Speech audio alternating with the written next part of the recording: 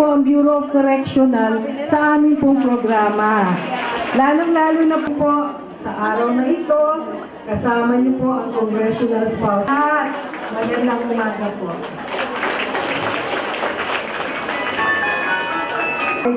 Kasi nakita nyo na meron po tayong health and wellness, medical check-up, legal consultation, pagyan ng pantay na karapatan ang kababaihan. Ito po yung... Kaya, gaya nga ng sabi ko, ito lang ang kaya kong maitulong sa inyo. Hiningan po natin. Okay? Okay na ba tayo sa ating photo? But more often than not, for us to change, we need the support of others. Their understanding, their provide support for the prisoners to change.